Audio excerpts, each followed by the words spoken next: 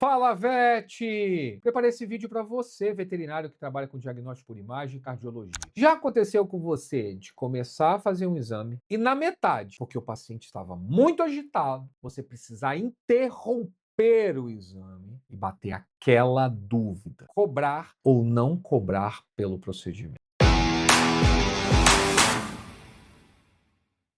Eu preparei esse vídeo aqui para você e o meu objetivo é trazer ferramentas para toda vez que essa situação acontecer, você saber resolver, encantar o cliente tutor e o veterinário e ter um cliente fidelizado. Eu passei por essa situação recentemente. Eu sou o Vicente Colombo. Eu sou sócio e mentor da Escola de Negócios Improvet e eu ensino centenas de veterinários volantes de ponto fixo e a teleradiologia crescerem o seu serviço. E como eu disse, recentemente em um dos meus pontos fixos, eu fui atender um felino de 7 anos que estava com uma suspeita de doença renal crônica e um pedido de cistocentese desse paciente.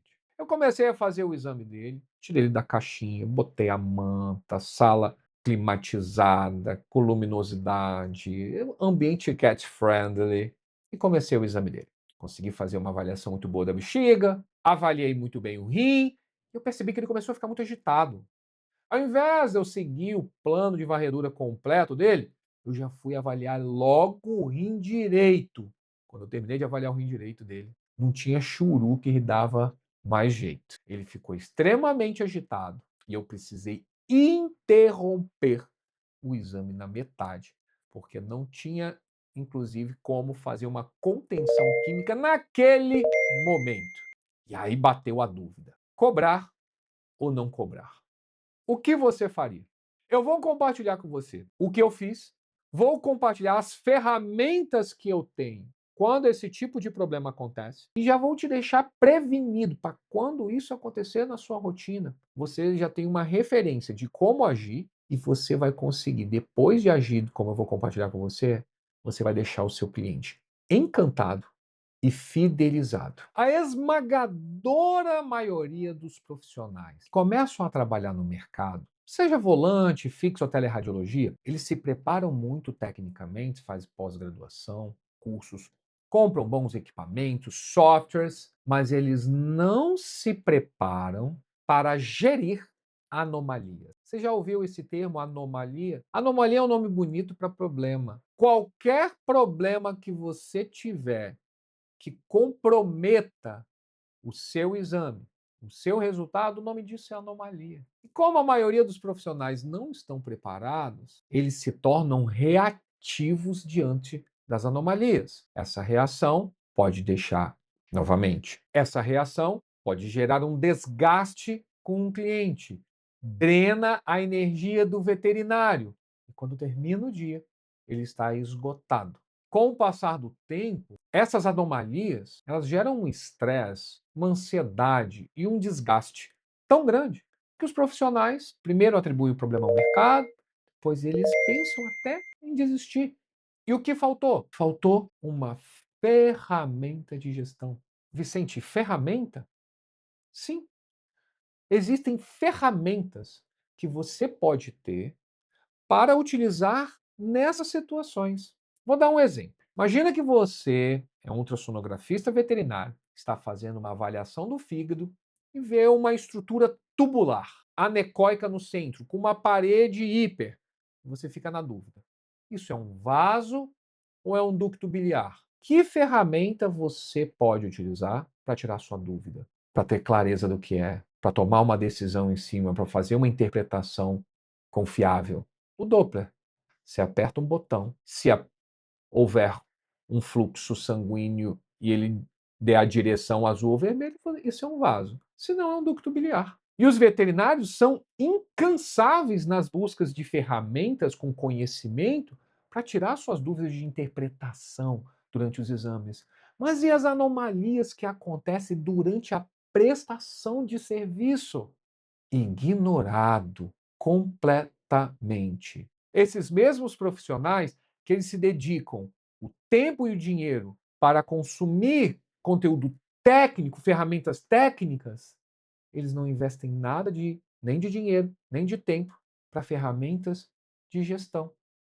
Aqui eu quero te parabenizar, porque você está assistindo esse vídeo e vai agora se munir de ferramentas para resolver anomalias na sua rotina.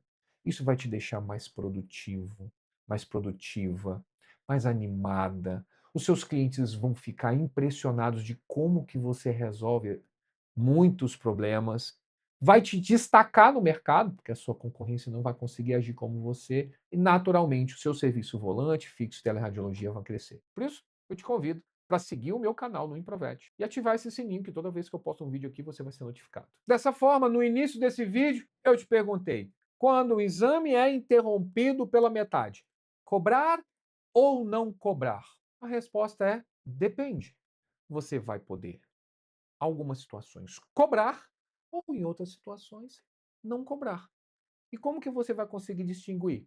Através das 3 ferramentas que eu vou compartilhar com você agora. E eu sugiro que você ou anote isso em bloco de notas, num papel, porque toda vez que uma anomalia dessa acontecer, se você esquecer, você vai lá, revisa as suas ferramentas, o seu processo, para você saber como agir. E antes de já te dar essas 3 ferramentas, sabe como eu agi nessa situação desse gato?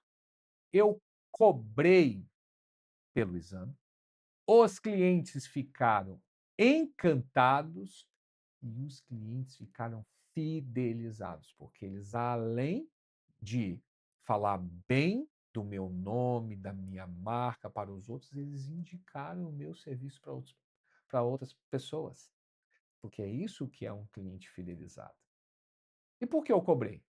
Porque eu usei essas 3 ferramentas. Então comece a utilizar. A primeira ferramenta é uma pergunta, e uma pergunta simples. O exame foi interrompido e você vai se perguntar: da parte que eu consegui realizar esse exame, apresentou a resposta que o cliente, que o clínico precisava? Se a resposta for sim, você cobra pelo procedimento. Se a resposta for não, você não cobra. Nesse meu caso, era um felino, a suspeita dele era doença renal crônica. Eu consegui avaliar o trato urinário inferior, o trato urinário superior, consegui dar as respostas para o clínico, eu só não consegui avaliar as outras estruturas, completar o meu plano de varredura, assim como não consegui fazer a cistocentese.